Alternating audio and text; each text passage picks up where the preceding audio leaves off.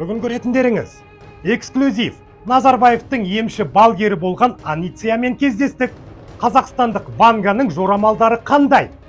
Мне видится, что этот человек поживет. Когда умрет, как бы не скажешь точную дату, но мне видится еще года полтора, два, около 3 лет.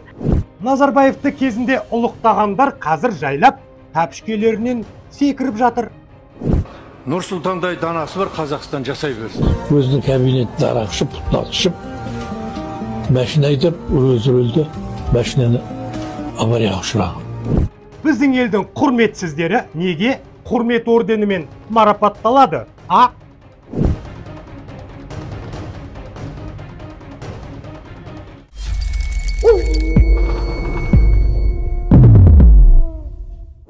Ассалаумағалейкум ардақтыларым, қалайсыздар қасқыр мінез қазағым.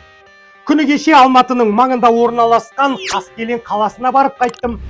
Ол жақта Болат Назарбаевтың жеке балгері, талай мүгедекті тұрғызып, тумағанды туғызып жіберетін ел арасында қазақстандық Ванга деген атаққа ие болған Аниция есімді бақсы тұрады деп жиі еститінмін. Ойбай, жұрттың айтуынша ол грек қызы Аницияға таңғы сағат 5-те барып, кезекке тұрмасаң кіре алмайды екенсің. Шынымен солай болып шықты. Әйтеуір дегенде кірдім. Күллі жұрт болмаса да қазақтардың басым бөлігі Нұрсұлтан Назарбаевтың өлгенін күтіп жүр. Шынында да ол қашан қайтыс болады? Бәрімізге қызық деп ойлаймын. Аницияның жауабын тыңдап көрелік. Вы знаете, мне видится, что этот человек поживет. Когда умрет, как бы не скажешь точную дату, но мне видится еще года полтора, два, около 3 лет ему жизни есть. Өздеріңіз түсінгендей, Нашарбаевты жақында жерлей алмаймыз. Екінші сұрағым, Тоқаев тақта 7 жылдан артық отыра ма, жоқ па? Нет, я больше не вижу. Мне видится, что его со временем переизберут. Ал Тоқаевтан кейін президент кім болмақ? Но мне больше видится мужчина, хотя будет какая-то и женщина претендовать. Мужчина, я не могу даже сказать ни имени, но это будет немножко противоположность Токаеву. Это будет немножко, может быть, помоложе, волосы такие менее седые и чуть, может, ниже ростом. Әйел адам билікке таласады дегенде есіме бірден Дариға Назарбаева келді. Ал жаңағы шашы қара жас жігіт осы Самат Әбіш емес пе? Кім білсін? Біздің елде бәрі мүмкін. Ал енді қаңтар қырғыны қайталана ма деген сұраққа Аниция былай деп жауап қатты. Нет, сейчас я не вижу этого. Может, попозже, но именно не в таком размере или не в таком размахе. Это могут быть митинги и разбирательства и так далее, и так далее. В таком формате или размере, то есть нет. Нет, люди думают, что это может быть только по-другому. То есть именно митингами мирными, такими-то протестами и так далее. Но будет много принято во внимание, и очень много будет сделано Такаевым, так скажем, в пользу людей. Өз басым балгер бақсыға сенбейтінмін. Десе де Болат Назарбаевтар анау-мынау адамға бекерден бармайды ау. Сіздерден сұрайыншы, қазақстандық Ванга Аницияның болжаулары шындыққа жанаса ма, жоқ па? Төменде пікір жазып кетіңіздер. Мен оқимын. Негізі Нұрсұлтан Нашарбаев қоян жүрек адам болған соң, шыншыл, мықты тұлғалардан өлерде қорықты. Өлтіретінін өлтіріп, соттайтынын соттап, іштей болса да қарсылық білдіріп, өзін қолдамайтындарды биліктен аластатты. Олардың орнына өңшең жағымпаз, мінезсіз қуларды жинап алды. Солардың бірі Мырзатай Жолдасбек. Кезінде Нұрсұлтанның артына сабынсыз кіріп, сол жақтан шықпай қойғаны естеріңізде шығар.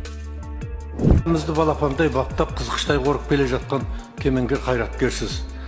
Сіз бізге Алланың берген сыйысыз. Арғы бергі заманда қазақтың басында мұндай бақ қонған жоқ. Мұндай дәуренді қазақ басынан кешкен жоқ. Ұлан байтақ даласы бар, Астанадай қаласы бар, Нұрсұлтандай данасы бар, Қазақстан жасай берсін. Осылайша Назарбаевқа жағымпазданудан алдына жан салмайтын атақты Арсыз шалдың бүгінгі сөзі бұрынғыдан өзгеше, тәпішкеден секірді деген осы шығар. Осы Нұрекеңнің өзі мені қолпаштай жүріп, қызметке пайдаланып жүріп, жұмсап жүріп, маған жасаған қиянаты аз болған жоқ. Өзінің кабинетінде арақ ішіп, пұтнат ішіп, машина айдап, өзі рөлде машинаны аварияға ұшыраған. Шежіреді менен кейін жалғасып. Жасы 80-нің 8-іне келген Мырзатай шалдың 200-лігіне қарап, мен ұялып отырмын. Жағымпаздық бұл заманда бас төнер, шындық оған бола алмай жүр тас кемер.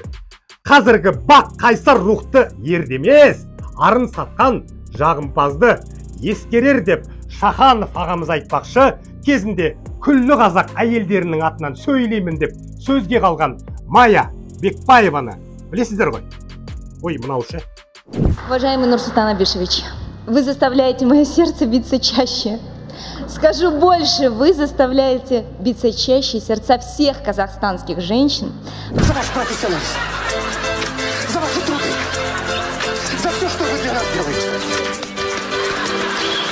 Міне дәл осы қатын жақында ғана Тоқаевтың қолынан құрмет орденін алды.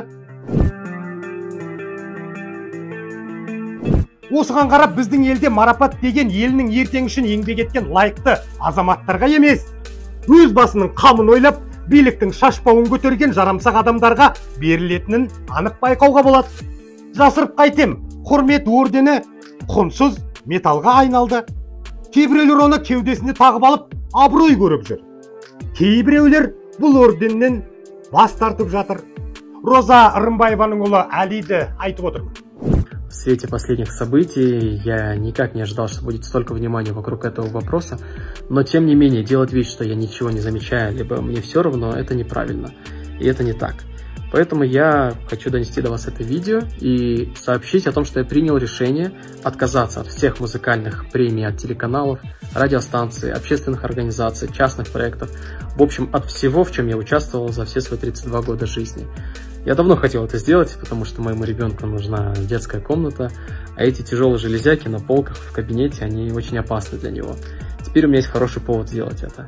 Я считаю, что выше награды, чем аплодисменты, для артиста не существует.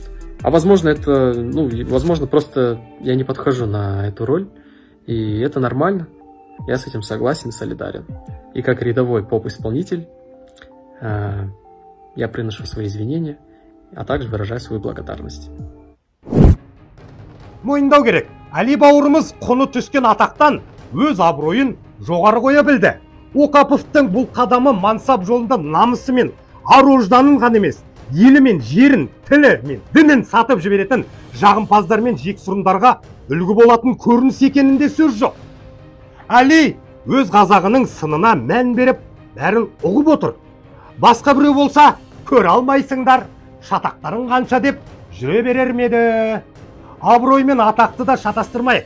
Ұлы Абайдың, әнші Әміренің, Ақиқ ақын Мұқағалидың есімдері ешқандай марапатсыз да халықтың жадында, құрметтің төрінде. Атақты сатып алуға болады. Абырой шын есін ертеме кешпе өзі іздеп табады. Бүгінгі айтарым осы, қасқыр мінез қазағым. Біз қасқырмыз, осыны ұмытпайық.